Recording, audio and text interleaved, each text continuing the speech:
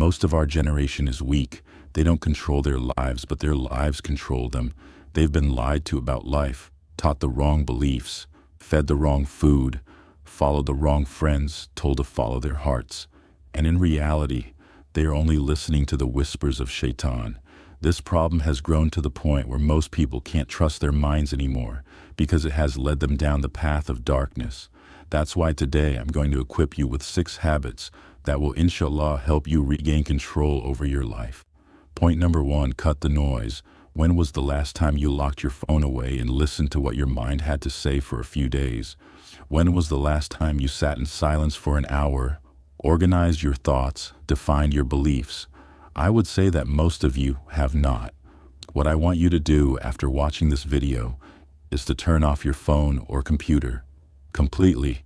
Then I want you to grab a notebook or a piece of paper and a pen. I want you to find a quiet, preferably empty place and just think. Don't daydream, think. Don't leave that place until you have finished writing in detail about your current situation, your current feelings, your relationship with Allah, and then acknowledge where you will end up if you don't change your actions. Point number 2, depend on Allah. In the story of the Prophet Ibrahim alayhi salam, when he was thrown into the fire, it is narrated that Jibril alayhi salam came to him and said, "Do you need anything?" He replied, "No, not from you, but from Allah. He is sufficient for me, and He is the best disposer of affairs." So the fire became cool and peaceful for him.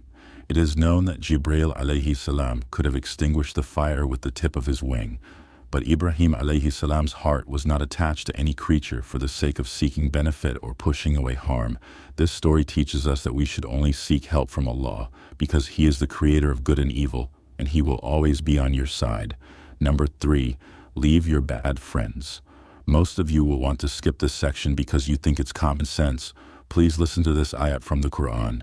Close friends will be enemies to one another on that day, except the righteous.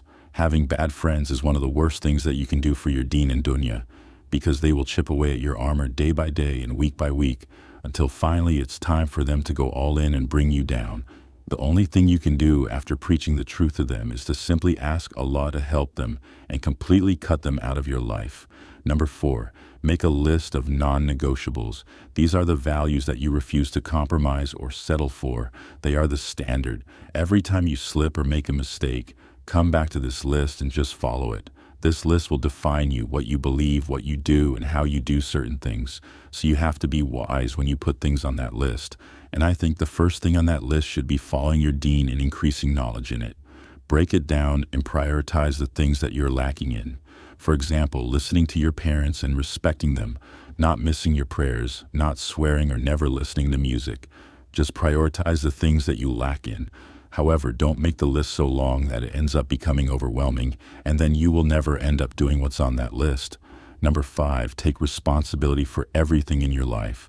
Taking responsibility for 100% of the actions in your life can be hard, but it is necessary, especially for men. Imagine what would have happened if the Sahaba had not taken responsibility for their actions and their deen. Then you might have never heard of Islam. Imagine if we had not taken responsibility for our sins and mistakes. Then we would never want to correct and fix them, and we would never learn. That is why we need responsibility. When we become responsible for everything, we start to see most of the problems with solutions next to them.